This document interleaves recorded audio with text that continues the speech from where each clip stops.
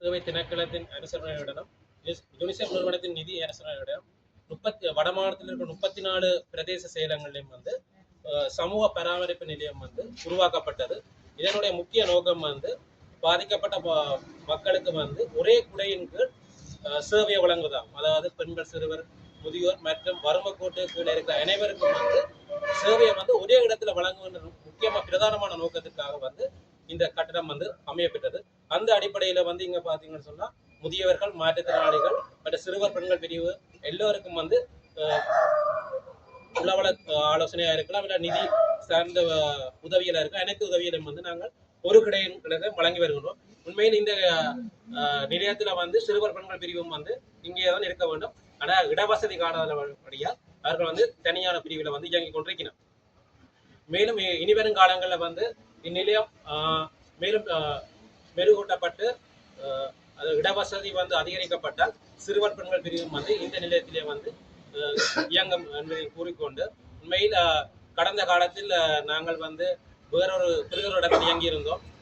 நான் பிரதேச செயலரை கேட்டவங்க உடனடியாக கேட்ட நீங்களே நாங்கள் போகையில்லைன்னு நம்ம கேட்டேன். மற்ற யோசிப்போம் சிற்றுண்டிச்சாலை இயங்குது, அதை பற்றி அவர் கேட்கவே இல்லை. நீங்களே நாங்கள் போகலாண்டு. உண்மையில இது ஒரு தவறு தான். எனக்கும் சில தயக்கங்கள் இருந்துச்சு. ஒரு சிற்றுண்டிச்சாலையாக தொடர்ந்து எங்களுடைய ஊழியர்கள் பயன்படுத்தி கொண்டிருக்கேன். நான் அதை எவ்வாறு கேட்பது? அதனால நான் எங்களுடைய சமூக சேவை திணைக்களத்தில் இந்த வருடம் அனைத்து சமூக பராமரிப்பு நிலையத்தின் உடற்பிரமாணத்துக்கு 1.5 மில்லியன் ஒதுக்கப்பட்டது. நான் ஹிந்தி, அதாவது மிக லேட்டா கேட்டதில் 5 லட்சம் மட்டும்தான் எங்களுக்கு தருவதாக கூறினார். ஆனால் பிரதேச செயலர் பணிப்பாளர் தொடர்பு கொண்டு எமக்கு 7 லட்சம் ரூபாய் நிதியுதவியை பெற்று தந்த அத்தோடு எங்களுக்கு ஏசியா பவுண்டேஷன் நிறுவனம் உலக ரீதியான வடிவமைப்புக்கு உதவி செய்வதாக கூறியிருக்கிறார்கள். அதுவும் சிலருடைய ஃப்ரெண்டுடைய எங்களுக்கு ஒரு 4 லட்சம் ரூபாய் நிதியுதவியை தாரன்னு சொல்லியிருக்கணும். அப்படின்னு தருவினோம். எங்களுக்கான இன்டர்னல் வடிவமைப்புகள் செய்ய வேண்டி இருக்கிறது.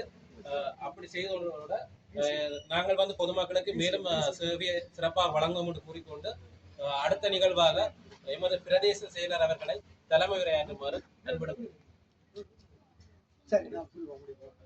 அனைவருக்கும் அன்பான வணக்கம்.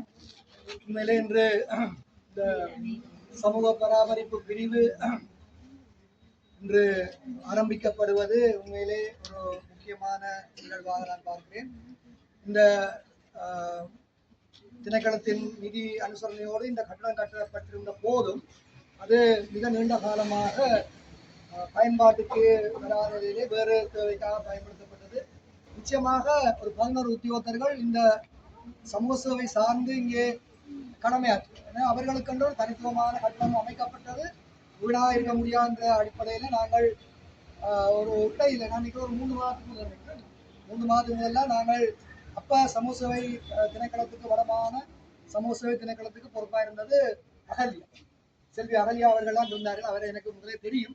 ஒரு தொலைபேசி அழைப்பை தான் எடுத்து நாங்கள் இப்படி ஒரு இது இருக்கு, நீங்கள் கூட நடிகா சொல்லணும்னா சொன்னா உண்மையில இந்த வருடத்துக்குரிய நிதி முழுவதும் செலவழித்து விட்டோம்.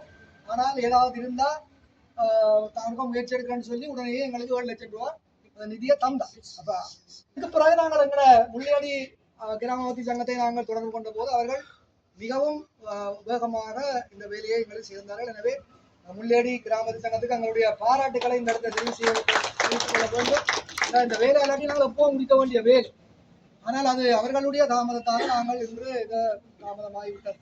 எனவே அவர்களுக்கு தான் இந்த நன்றியை சொல்ல வேண்டும். அவர்கள் மிக வேகமாக, மிக அழகாக, மிக சிறப்பாக இந்த வேலையை செய்து வந்திருக்கிறார்.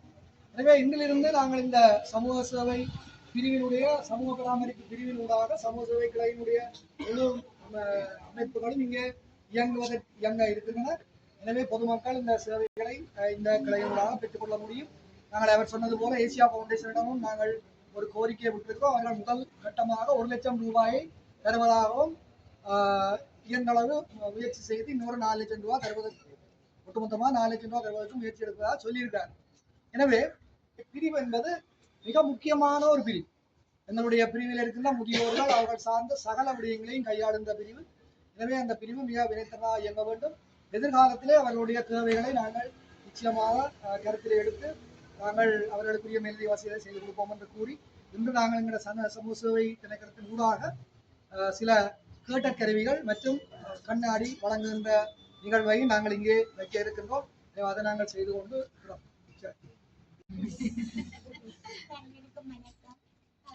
உண்மையிலே எங்களோட பிரதேசத்துக்கான இந்த சமூக பராமரிப்பு பிரிவு தனியாக ஆரம்பிக்கப்பட்டதில் எங்களுக்கு நிறைய சந்தோஷம் என்னென்றால் அதன் நோக்கமே இந்த பிரதேச சமூக சேவைகளை பெறுகின்ற மக்கள் இலக்குகள் பெற்றுக்கொள்ள விரும்புகிறேன்.